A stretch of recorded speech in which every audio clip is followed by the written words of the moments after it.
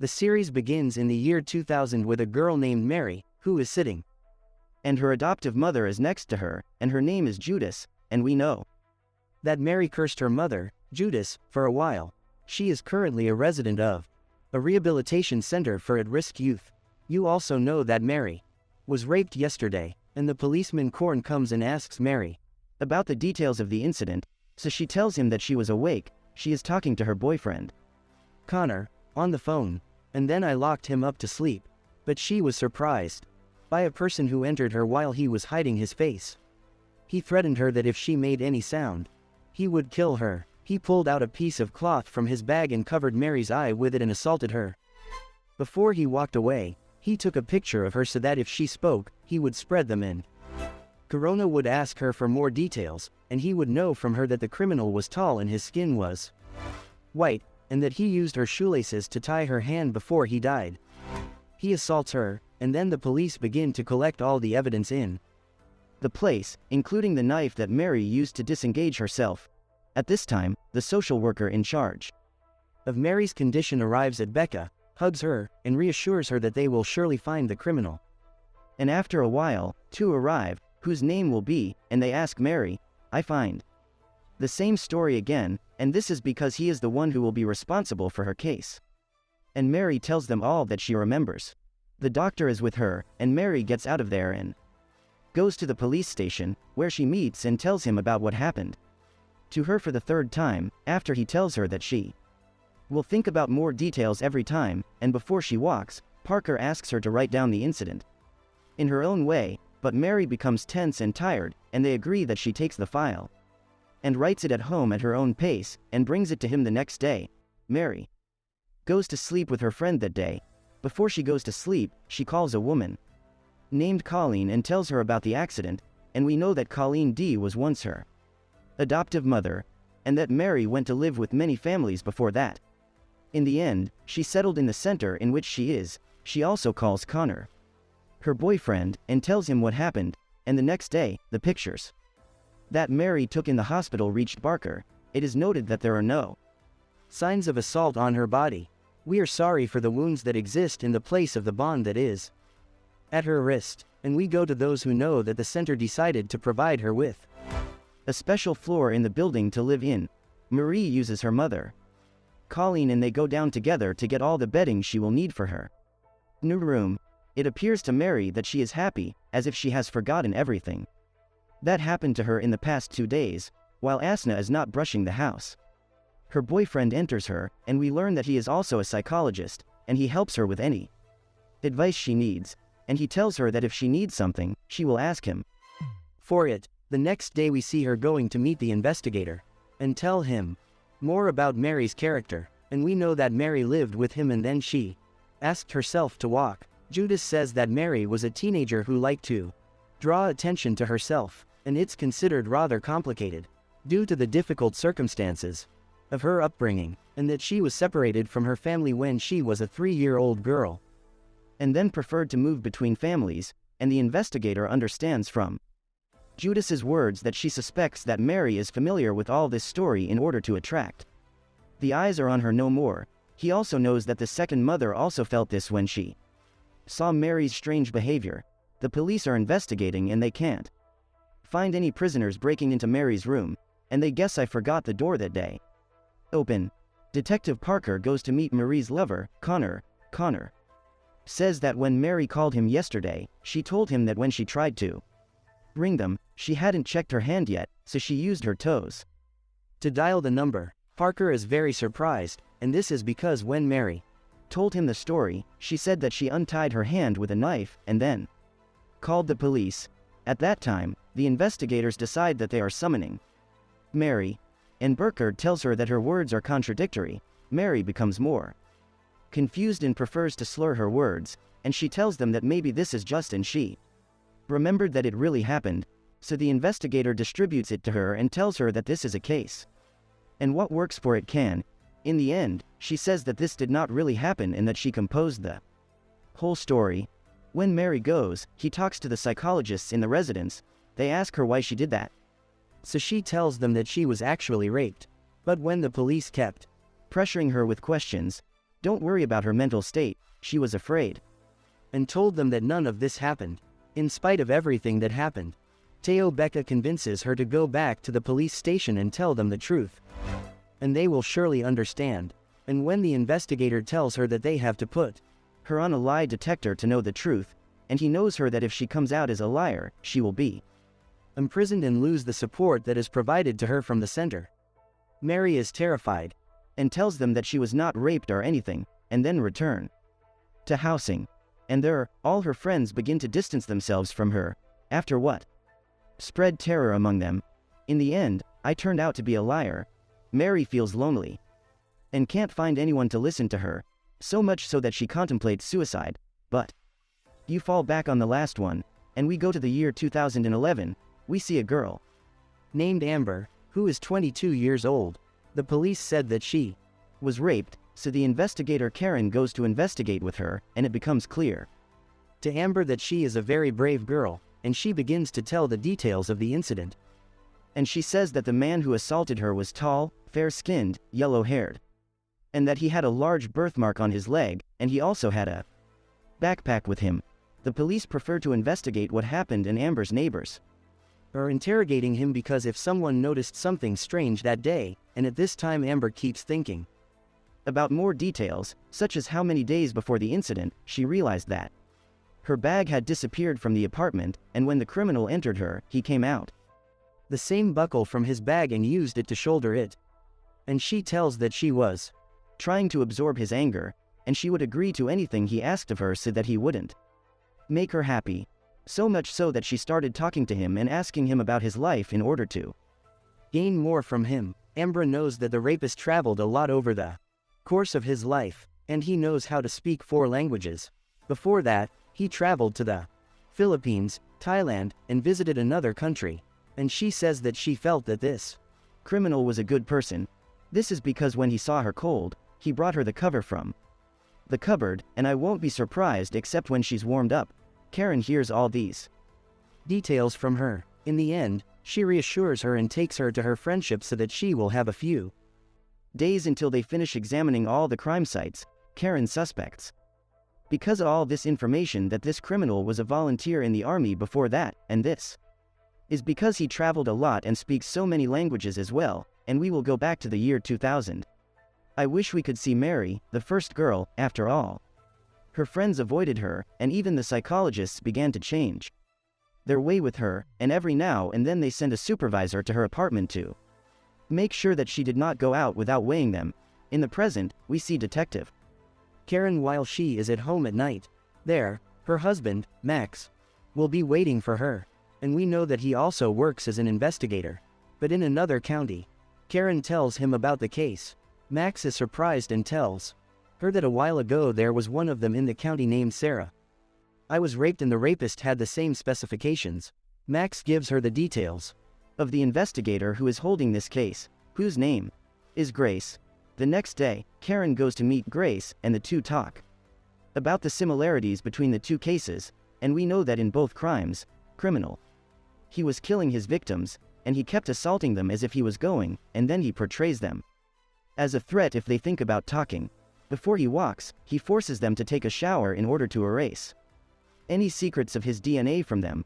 Grace and Karen take her to meet the victim, whose name is Sarah, and this is the woman that Grace is holding her case, and who was raped about a month ago, and Sarah tells them she is still aware that her camera, which is pink in color, was stolen from the time of the incident, and Karen is surprised, and this is because Amber said that the camera that was with the criminal was the same color, and at this time, Karen enters and asks Sarah if she noticed any birthmark in the body of this man, but Sarah tells her that she is not afraid from any position in her memory. She erases any image related to this topic. Therefore, she does not have any memories of the day.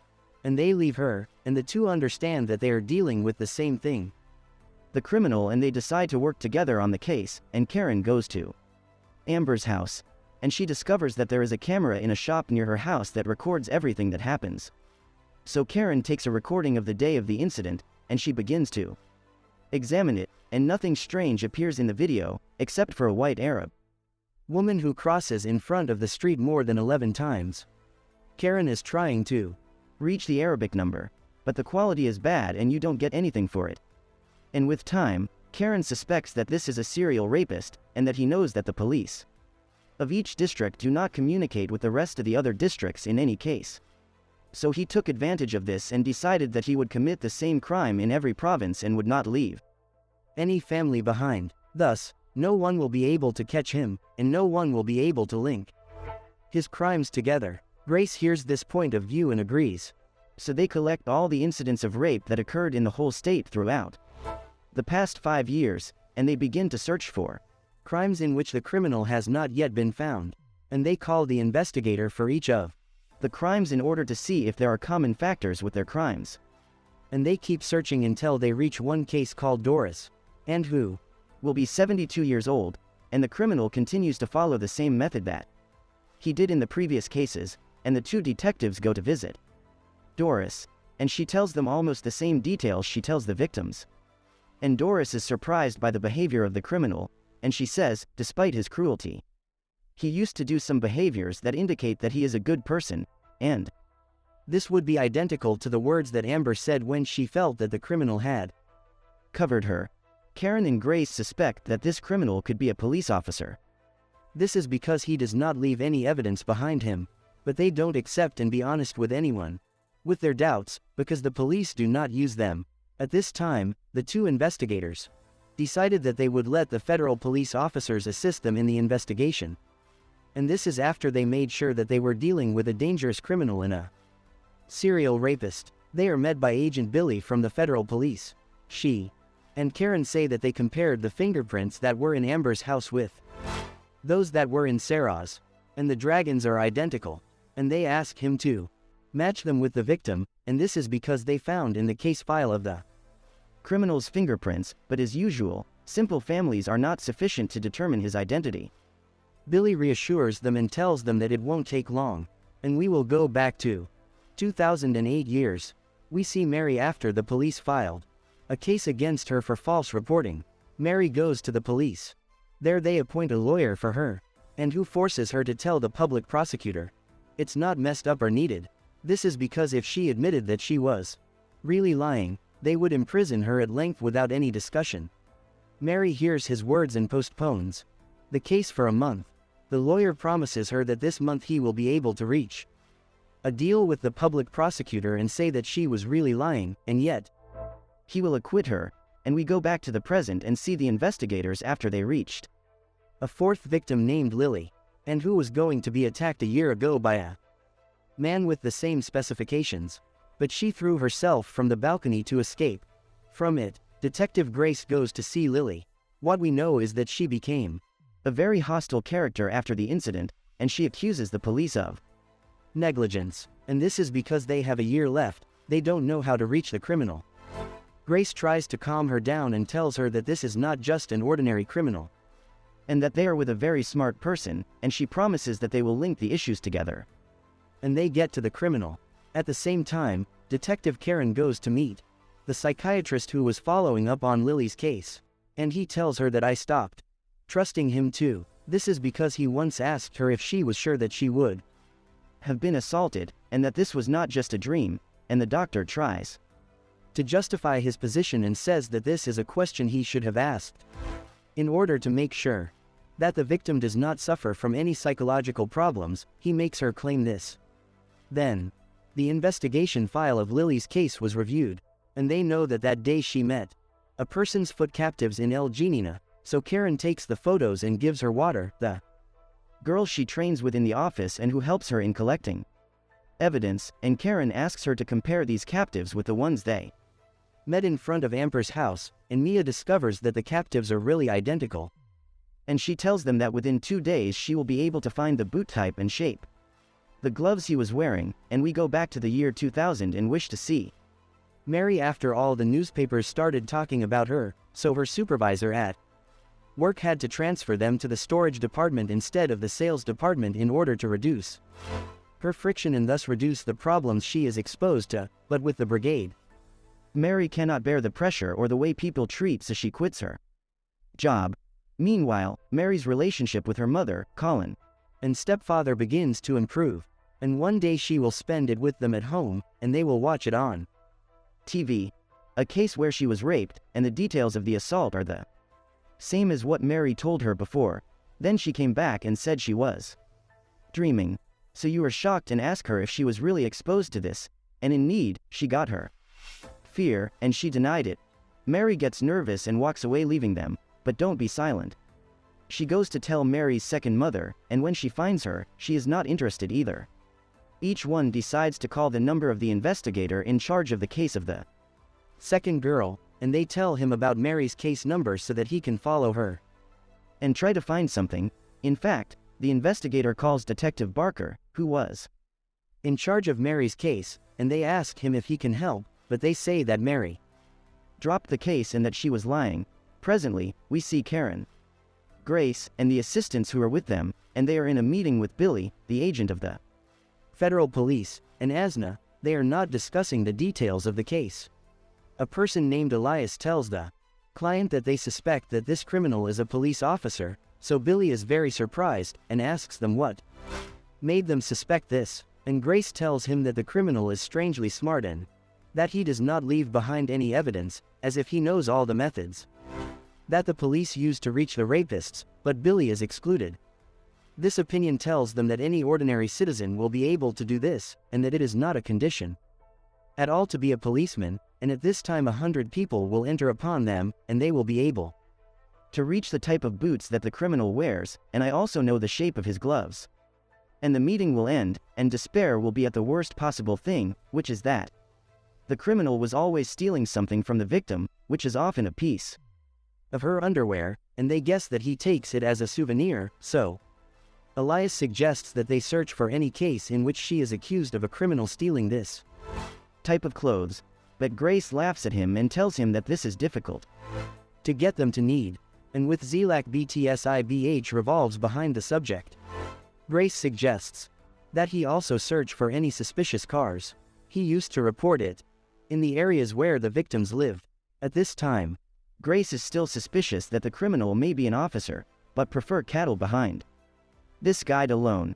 She collects many statistics that say that a large percentage of men who deal with women have practiced domestic violence before her, so Grace starts looking for a policeman who had volunteered before in the army, and at the same time he has a record of domestic violence, and Grace actually succeeds because she reaches a policeman named James, but she cannot ask for intervention the police, and this is because they do not have any evidence against him.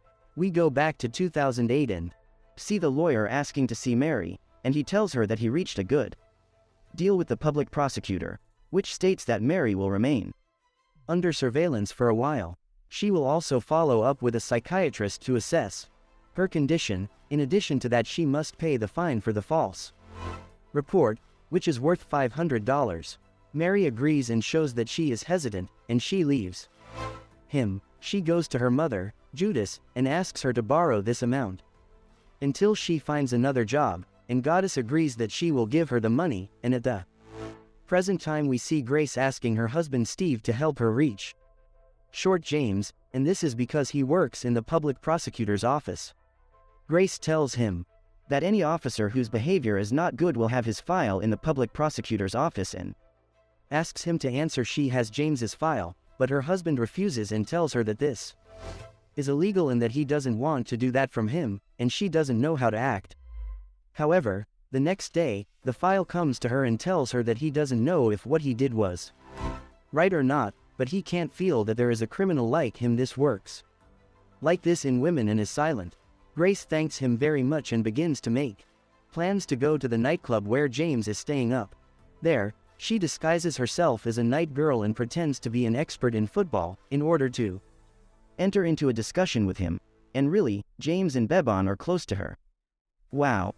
But suddenly he calls her by her name and realizes that he knows that she is, and tells her that she can take any fingerprints for him, and this is because he is self-conscious and knows that he did not do anything. She was very sad, and yet she took the straw he used to drink from and took it to the laboratory to obtain a sample of his saliva. Meanwhile, Karen is thinking about the way a criminal can use his victims' photos, and you suspect that he might be posting them on porn sites, on the pretext that he earns behind them. by ordering Elias, he is on the subject. And a little later, we will see another meeting of the federal police. He shows Karen and Grace everything they've got, before the meeting concludes. He says that he has reached a need that could benefit them, which is that he received a report about a suspicious Arab woman in the area next to one of the victims. The white car that Karen saw in the video, and he is able to access the data of the owner of the car, and we know that his name is, and then they decide that they are watching him in his house, and this is because the police refuse to issue a warrant for his arrest under the pretext of insufficient evidence. So much so that one day she goes down the street and wants to buy a beer, but the owner of the shop refuses, and this is because she is young. So Mary stands in front of the store and waits for any old man inside to ask him to answer her, until she meets a young man and she tells him, and then she notices that this young man is with his friends, so she rides the car with them and spends the day with them to overcome her feeling of loneliness, and you stay up all night outside, and when she goes to the center, it will be 2 o'clock in the night. So Becca sees her and she has to report to the center's administration. And you expel Mary and not.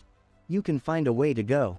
She is forced to go back to live with her mother, Judas, temporarily, and after a while, the day of Mary's trial comes, and she decides that she adheres to all the words of the lawyer, and she says in front of the public prosecutor that she won and that she was not raped, and then Mary is acquitted because of the deal that the lawyer made, and we return to the present and see the police after they collected all the evidence and focused with the suspect Chris and Karen. And Grace decide that they prefer to watch his house in order to try to find any other evidence. And one day Karen will be standing in front of his house and see him while he is out with his girlfriend, so she will go after him. And they enter and install cameras, and before they storm the house, they knock back up. There is no better limit. Indeed, one of them opens and says that his name is Chris, and that he and his brother Curtis live. Karen realizes that the person in the restaurant is Curtis, his brother, and you argue so that you don't feel the need, and a picture of him and an unknown person, and you ask him if he knows his whereabouts, and she lies and tells him that the police are looking for this person. And when Kristen tells her he doesn't know anything, she goes and leaves him. Meanwhile, Karen is still in the restaurant. After Curtis walks, she takes the cup he used to analyze the sample and brings the investigators to the office, and they decide that they analyze the sample even if it is not for Chris, and this is because if Chris is really the criminal, he will definitely have a percentage of similarity in the DNA with his brother. And the police begin their investigations about the two brothers, since the two remain for the specifications of the perpetrator, and the two use the same Arabic together and know that the two are. They were volunteers before that in the army, and also the same height, the same weight, the same color of skin and hair, but when Elias investigates each one of them, he knows if he was in other places at the time of the 3 rape incidents. Thus, the whole accusation will go towards Chris. And at night, Karen is sleeping in her house, and Peggy has a call from the lab, and you know that the result of the sample is identical to a large extent. Karen runs to the center. They are preparing to go and arrest Chris and Curtis. Grizzly refuses to go with them, and she wants the whole reward to go to Karen. This is because it is still at the beginning of its path. I worked a lot on the case. And the police stormed the two brothers' house. And there will be Chris, but he is there. Karen insists that she can see the shape of his legs. The birthmark Amber described does exist, and that's how they make sure that this is the criminal. They are looking for him.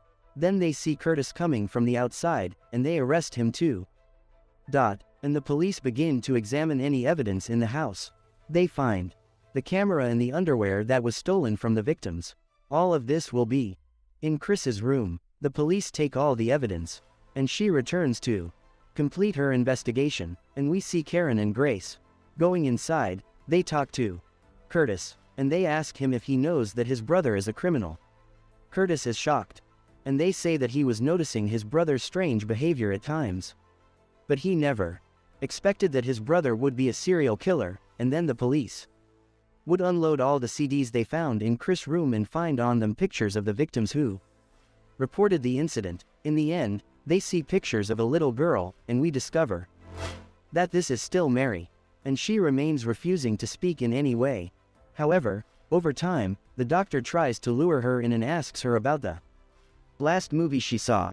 Gradually, she begins to ask her about the people around her, and Mary sees that all people are cruel, and that no one really helps anyone. However, you still succeed, as it attracts her to speak. Mary begins to tell everything that happened on the day of the incident, and we know that Mary was actually raped, and that everything I told before that was real, but when she felt pressure from the police and that they also did not believe her like her family. At that time, she decided to take back her words, and Mary says while she is captivated, if the time came back, you wouldn't have reported the crime in the first place. So no one thinks that she is trying to get attention. Thus, she loses her friends and they treat her as not normal. You sympathize with her. The doctor thanks her that she decided to tell the truth and apologizes to her for everything that happened, but Mary asks her that no one else knows this truth. We go back to the present, and we see Grace calling Detective Parker to tell him that they have found the man who raped Mary more than 2 years ago. Parker is shocked by what he hears and knows that Mary was telling the truth, but no one believed her. At night, he decides to go to Mary himself to apologize to her. We see that Mary has grown up and works in a cabaret, after all the other places she refused to occupy, and Parker tells her that he knew everything and that they found the one who raped her. So Mary is captivated, crying and still not wanting to respond to him. Before he walked away, he would leave her a check for $500. And this would be the amount that Mary paid in the past on the charge of false reporting. The next day Mary decides to file a case with the police. You actually meet a lawyer and he talks to the police, and he brings her an offer of $50,000 for the damage they caused, and the lawyer says that if they put pressure on the police, they will pay more, but Mary refuses and tells him that she does and want more than that, and that this amount is enough to make her move to another city and start a new life. And Benji today has Chris' trial. A group of victims attend the trial, and one of them comes out and addresses him with a word in his face, in which she explains to him the interpretation of what he did to her life.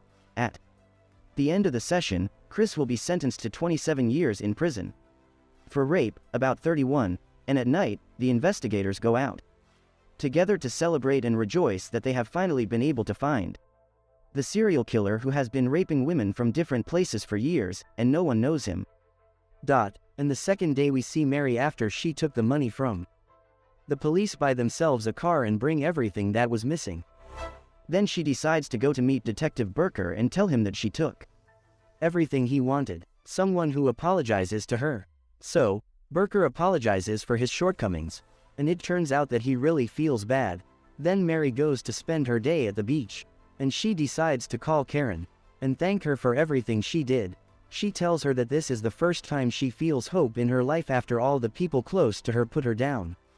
And don't forget to subscribe to the Ladybug Synopsis channel.